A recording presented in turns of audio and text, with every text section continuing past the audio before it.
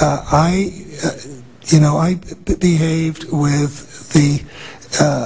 You don't think you should have recused yourself when you asked Lehman to go in bankruptcy, you didn't put Bear Stearns in bankruptcy, and then you folded Merrill Lynch into... I mean, isn't there some point where you got to say, hey, I got a conflict of interest here? You don't feel any kind of scintilla of ethics on this thing at all? Totally. I operated very consistently within the ethic guidelines I had as Secretary of the Treasury, and when it became clear that we had some very significant issues with Goldman Sachs and with why didn't you recuse yourself with Morgan Stanley, what I did then, it would have been very wrong for me to recuse myself. What I did was I went and got a waiver from the ethics agreement, because when we had concerns... Who is in charge of the ethics agreement? What? Who's in charge of the ethics agreement that you got a waiver? We have a Office of Ethics at Treasury, and we have a White House ethics office. So you got it from the legal counsel from the White House? We got it from the government ethics office. So we had Snow, we had Paulson, now we have Geithner. All these people cut from the same bowl of cloth. These are not independent Treasury secretaries. They're part of the problem, not part of any solution. And it would have been nice to see President Obama effect some change in Treasury, but of course, he went and got a Wall Street insider as his Treasury Secretary.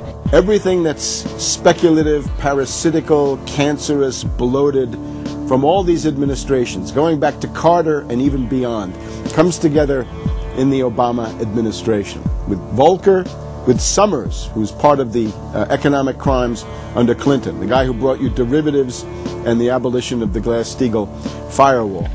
You could not have gotten a more perfect setup for a takeover from a previous government, the Bush regime, than the Obama regime.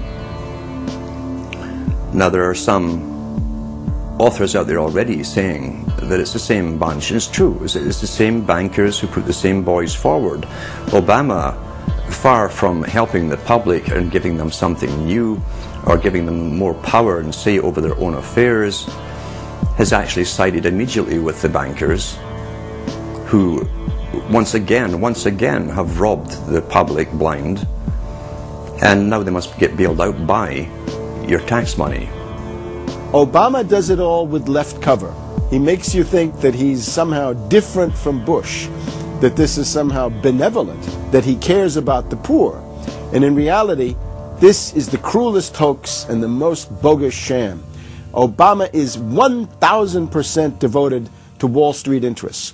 When Wall Street says jump, Obama jumps. And again, it's about $30 to $40 for the bankers for every dollar that ever reaches an unemployed person or somebody who's on food stamps or some infrastructure building for highways.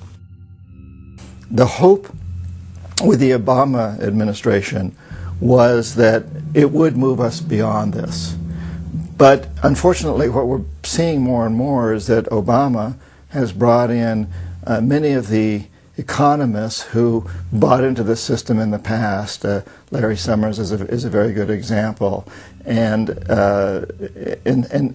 so many of his economists, many of the people there, you can really almost at this point relate Obama to Hoover, who did something similar in his presidency, as opposed to Franklin Roosevelt, for example, who brought in a very fresh team.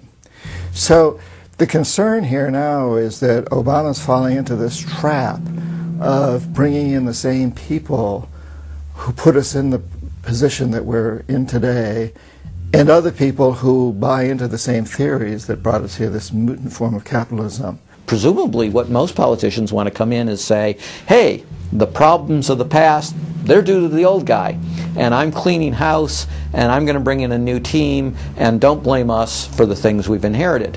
Can't say, you know, those policies of the past that came before were insane, because you got the guy that was one of the key architects of those policies. People need to stop having allegiance to their political party. They need to have allegiance to the Bill of Rights, the Constitution, and what has made our republic so special. The basic human rights and dignity that every citizen of this country inherently has.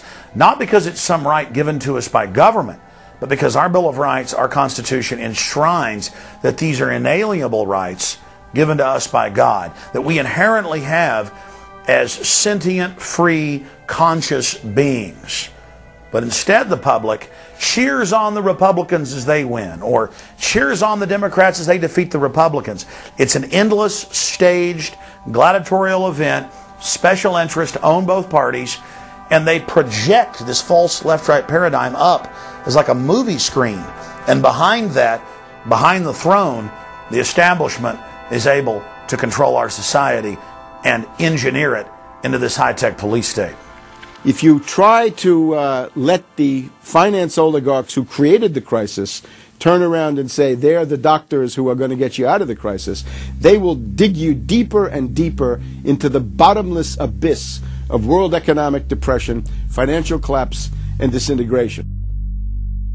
The Democrats have really done more to destabilize the American economy and to help the big banks on Wall Street than the Republicans have done. I would imagine that the Republicans know a little bit more about finance and markets enough that when someone like Goldman Sachs asks the Congress to change laws as they did in the 90s to do away with position limits on the futures contracts, the Republicans would have said, no way, that's completely inconsistent with any notion of a fair market. But the Democrats, I have a feeling, are just not financially literate enough to say no. And I think that Goldman has very shrewdly positioned themselves with the Democrats, because the Democrats typically, like many NGOs that I've run into, they seem to have a complete inability to comprehend these issues of markets and finance and how it relates to social justice. So under the Democrats, we also saw the repeal of Glass-Steagall. Glass-Steagall said there's an inherent conflict of interest between the commercial banking side, which is the lending side, and the investment banking side, which is taking an ownership position. And we have to end this conflict of interest by separating these two entities. You can have investment banks and you can have commercial banks, but they have to be separate. Do you think that the repeal of Glass-Steagall was a tragic mistake? No, I don't think so. You could be a commercial bank like Chase Manhattan, or you could be an investment house like J.P. Morgan, or a bank like Bank of America, or an investment house like Merrill Lynch. But you couldn't be both. And as the 90s went on, the screaming hyenas of Wall Street were demanding that this prohibition, this regulation, be abolished. This was an illegal and inappropriate form of casino. The derivatives were being used and they were being unregulated, and people were getting 30 to 1, 40 to 1, 50 to 1, and sometimes 100 to 1 profits on the way up. And remember, derivatives are a zero-sum game. So there's nothing there. It's not like a piece of stock in General Electric or Ford or something like that where there's supposed to be some value. Derivatives have no value. But the very people, Summers and Gettner and all the people at Goldman Sachs and J.P. Morgan who created these things, made not millions or billions but trillions on the way up. And now that these things are crashing, the very same folks